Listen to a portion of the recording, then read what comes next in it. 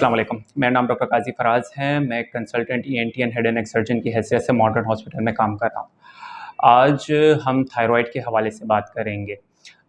Thyroid जिस्म के अंदर वो गुदूद है जो गर्दन में निचले हिस्से में सांस की नाली के सामने पाया जाता है। ये गुदूद जिस्म में एक अहम किरदार अदा कर रहा होता है और ये एक हार्मोन यानी कि एक तरह का केमिकल है जो कि जिस्म के अंदर एक तरह से हार्मोन जो केमिकल कहलाता है वो अब रिलीज़ कर रहा होता है, उसको थायरोक्सिन कहते हैं। ये नॉर्मल आदमी के अंदर जिस्म के आम जो सिस्टम होते हैं उनको मेंटेन कर रहा होता है, जैसे मेटाबॉलिज्म वगैरह उसके हवाले से। अच्छा, थायराइड का मर्ज़ अमूमन ख़वातीन में ज़्यादा देखने को पाया जाता है मर्दों के मुकाबले में। बाकी साथ ही साथ ख़वातीन में ये 18 साल की उम्र से लेके 30 से 35 साल की उम्र के अंदर काफ़ी ज़्यादा आम तौर पे देखा जाता है। थायराइड के हवाले से 3 चीज़ें हमें ज़्यादातर देखने में आती हैं। एक हाइपोथायराइडिज़म, मतलब जिस्म में थायरोक्सिन जो हार्मोन है उसकी कमी हो जाने की वजह से हाइपोथायराइडिज़म होता है। दूसरी चीज़ हाइपरथायराइडिज़म, मतलब थायरोक्सिन की ज़्यादती हो जाना, बहुत ज़्यादा हो जाना। और दूसरी थायराइड की रसोली, वो हमें होता है। पहले हम बात करते हैं हाइपोथायराइडिज़म के हवाले से। हाइपोथायराइडिज़म जैसे मैंने बताया कि उसमें जिस्म के अंदर थायरोक्सिन की कमी हो जाती है, उसके हवाले से उसको हम हाइपोथायराइडिज़म कहते हैं। हाइपोथायराइडिज़म के अंदर जो एक अलामतें हमें दिखती हैं उसके अंदर वज़न का बढ़ना, भूख कम होना, बालों का गिरना, कब्ज़ की शिकायत रहना, नींद ज़्यादा आना या सुस्त महसूस करना, ये एक आम अलामतें होती हैं जो हमें दिखती हैं। इसके हवाले से और इसकी तशख़ीस के हवाले से जो टेस्ट होता है वो आपका थायरॉइड फंक्शन टेस्ट या थायरॉइड प्रोफाइल होता है, जिसमें TSH, FT4 और T3 लेवल ये देखा जाता है और इसी से इसकी तशख़ीस होती है। इस मर्ज़ के हवाले से जो इलाज दिया जाता है वो थायरोक्सिन टैबलेट होती है। वो अमूमन निहार मुँह सुबह खाने से नाश्ते से पहले ली जाती है। ये तो एक हाइपोथायराइडिज़म के हवाले से हो गई बात। दूसरी चीज़ फिर हम बात करते हैं हाइपरथायराइडिज़म। हाइपरथायराइडिज़म एक तरह से अपोज़िट या उलट होता है हाइपोथायराइडिज़म का। इसके अंदर हमारे पास थायरोक्सिन की मिक़दार जिस्म में ज़्यादा हो जाती है, मतलब जो गुदूद हमारे पास थायरॉइड है वो थायरोक्सिन ज़्यादा बनाने लगता है।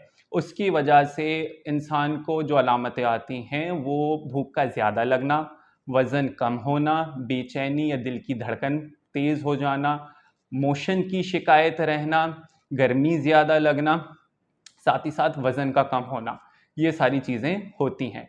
और इसकी तशख़ीस भी थायरॉइड फंक्शन टेस्ट या थायरॉइड प्रोफाइल से होती है।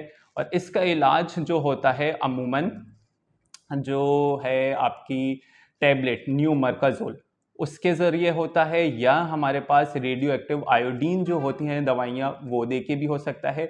और चंद लोगों में अगर कोई इस तरह की रसोली या कोई गुठली बन जाए थायरॉइड ग्लैंड में जिसकी वजह से वो अपना काम बहुत ज़्यादा कर रही होती है, तो उस केसेस में हम इसकी सर्जरी भी करते हैं। तो ये अलग अलग हिस्से हैं इलाज के।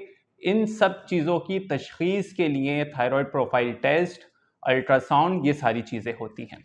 अब बात करते हैं हम थायरॉइड की रसोली के हवाले से। थायरॉइड की रसोली अमूमन ज़्यादातर जो होती हैं वो बेनाइन होती हैं, मतलब कि नॉन कैंसरस होती हैं, ज़्यादातर कैंसर वाली नहीं होती।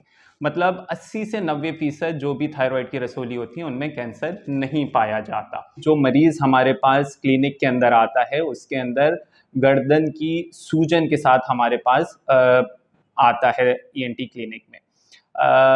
वो सूजन अमूमन मरीज़ को कुछ हफ्तों से, कुछ महीनों से और कुछ सालों से भी होती है।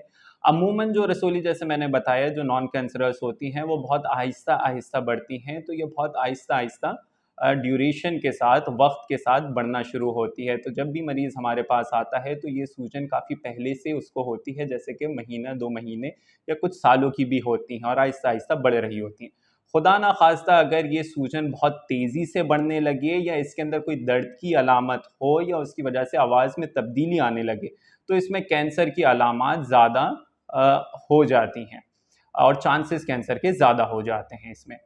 بینائن تھائرائڈ جو ہوتے ہیں یعنی کہ رسولی جو ہمارے پاس نان کینسرس ہوتی ہیں تھائرائڈ کی، ان کی تشخیص کے حوالے سے ہم پیشنٹ کا، مریضوں کا ایک الٹرا ساؤنڈ کرواتے ہیں نیک کا، تاکہ یہ پتہ چل سکے اس میں کہ جو سوجن ہے وہ تھائرائڈ میں ہی ہے یا خدا نخواستہ کوئی اور غدود جو گردن میں پائے جاتے ہیں یا ان کی ہے، اور اگر وہ تھائرائڈ میں ہے تو اس کے اندر کوئی کینسر کے اثرات ہیں یا نہیں ہیں، کیونکہ چند گٹلیاں جو الٹرا ساؤنڈ کے اندر بھی ہم آسانی سے پک کر سکتے ہیں کہ کوئی کینسر کی اس کے اندر نشانیاں آ رہی ہیں یا علامتیں آ رہی ہیں یا نہیں آ رہی۔ اس حوالے سے پھر آگے کا جو مرحلہ اس میں چلتا ہے الٹرا ساؤنڈ کے بعد، اگر ریکوائرڈ ہوتا ہے تو ہم تشخیص الٹرا ساؤنڈ کے بعد تھائرائڈ فنکشن ٹیسٹ اور FNAC کا ٹیسٹ کرواتے ہیں۔ بینائن جو ہوتے ہیں تھائرائڈ کی رسولی، اس کے اندر سرجری صرف ان کیسز کے اندر ہم کرتے ہیں اگر وہ بہت زیادہ بڑی ہوں، جس کی وجہ سے غذا کی نالی اور سانس کی نالی پہ دباؤ آ رہا ہو، جو کہ پریشر سمٹمز کہلاتے ہیں، یا مریض کو کوئی کاسمیٹک ایشو ہو، یعنی کہ مریض کو وہ سوجن اپنی گردن میں اچھی نہیں لگ رہی، تو اس کیسز میں ہم سرجری ایڈوائز کرتے ہیں۔ ورنہ جو بینائن ہمارے پاس رسولی ہوتی ہیں ان کو ہم الٹرا ساؤنڈ ہر 6 مہینے اور سال بھر کے وقفے کے بعد ایک آبزرویشن میں رکھتے ہیں۔ لیکن اگر یہ رسولی کینسرز کی آتی ہیں تو اس کا علاج ہم سرجری سے لے کے چلتے ہیں۔ یہ ساری چیزیں تو ایک طرح سے تھائرائڈ کے حوالے سے ایک چھوٹا سا اوور ویو تھا کہ تھائرائڈ کے اندر کیا کیا چیزیں ہوتی ہیں اور تھائرائڈ کے کیا کیا مرض ہوتے ہیں۔ تو اس کی تفصیلات جو ہوتی ہیں وہ اگر خدا نخواستہ کینسر آتا ہے اور جو ساری چیزیں ہوتی ہیں، اس کے لیے جب کبھی بھی کوئی ایسی چیز ہو تو آپ کسی بھی expert ENT head and neck surgeon کو کنسلٹ کر سکتے ہیں، جیسے کہ ماڈرن کے اندر میں موجود ہوتا ہوں، تو اس کے حوالے سے آپ مجھے بھی دکھا سکتے ہیں۔